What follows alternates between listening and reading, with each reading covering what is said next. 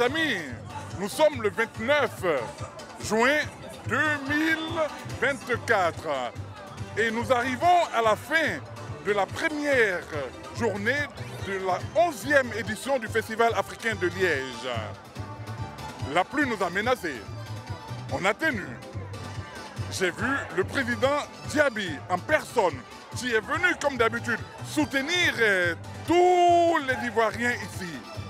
Alors, je ne pouvais pas le laisser partir sans lui tendre le micro pour qu'ensemble nous débriefions cette première journée de la 11e édition du Festival africain de Liège. Président Diaby, bonjour. Bonjour Sylvenelus, bonjour M. Conan.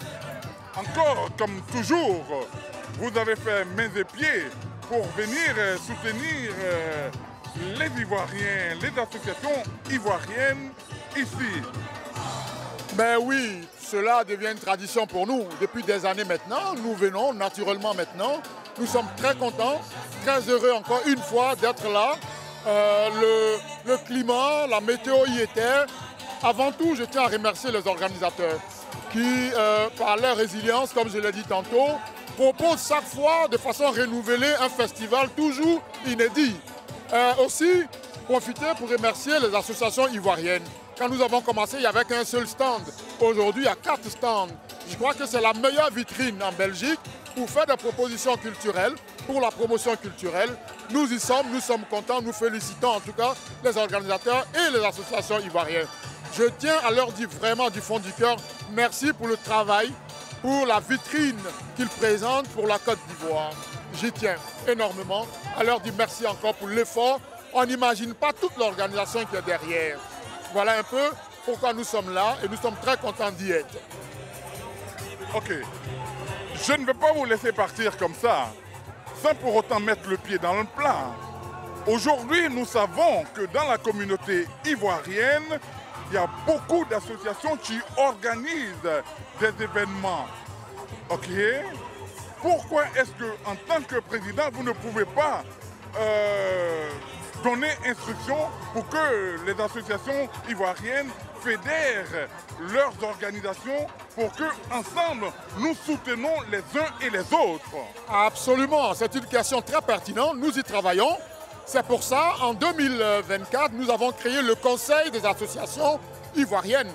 Ce conseil est censé effectivement faire une programmation très prochainement où tout le monde, toutes les associations représentatives de la Côte d'Ivoire s'y trouvent. Il s'agira pour nous très prochainement de faire une programmation sur toute l'année. Nous sommes en été.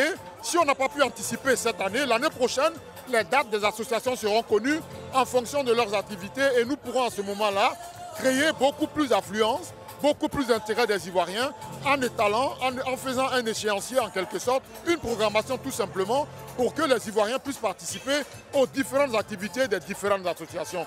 C'est la motivation première d'ailleurs du Conseil des associations des Ivoiriens de Belgique. Donc la question est pertinente, elle est d'actualité, nous y travaillons et nous pensons que les associations trouveront en tout cas cet outil-là nécessaire pour une meilleure efficacité, pour une meilleure promotion de notre communauté en fait. Okay. L'année dernière, nous avons été gratifiés pour la première fois de la présence de nos autorités. Quand je parle de nos autorités ici, c'est l'ambassade et tout son cortège. Fort de cette mobilisation de l'année dernière, nous croyions naïvement que nos autorités allaient venir encore aujourd'hui. Jusqu'à la dernière minute, les organisateurs n'ont pas pu me dire si l'ambassadeur devait être là. Vous qui êtes dans le secret des dieux, est-ce que vous pouvez nous dire? Non, non, loin s'en faut, je ne suis pas dans le secret des dieux. Je crois que nous l'avons tous constaté. Je ne voudrais pas tout de suite me prononcer sur le fond. Je sais seulement que l'ambassade a été informée en bonne et due forme. Par la manière, nous avons insisté pour que l'ambassade soit informée par les organisateurs. Ils l'ont fait. J'ai eu à vérifier effectivement l'effectivité de la prise de contact avec l'ambassade. Ils ont donné leur accord. L'ambassade devait être là aujourd'hui. Je ne peux pas dire qu'il a dû avoir un empêchement, certainement, mais je ne me l'explique pas encore, que l'ambassadeur ne soit pas disponible, mais qu'au niveau de l'ambassade, qu'il n'y ait pas un représentant. Pour le festival que constitue le FAL désormais, c'est la meilleure vitrine des associations africaines, mais particulièrement pour les associations ivoiriennes. L'année dernière, effectivement, nous avons cru initier une habitude qui permettra aux associations de croire, de venir proposer en tout cas une vitrine ivoirienne parce que c'est les meilleures ambassadrices, c'est les meilleurs ambassadeurs en tout cas de notre culture. Donc sur ça, je suis moi-même un peu surpris de l'absence qui n'a pas été annoncée. J'aurais pu comprendre et les organisateurs et moi-même, nous n'avions aucune information à cela jusqu'à cette heure-là. Donc je ne peux dire plus sur ce sujet, nous le regrettons en tout cas.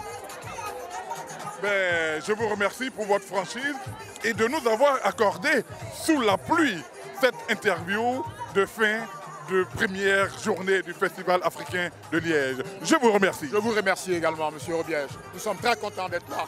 Grand merci à Sibénélus, en tout cas, pour le travail de visibilité accordé à la communauté. Merci encore. Merci à vous.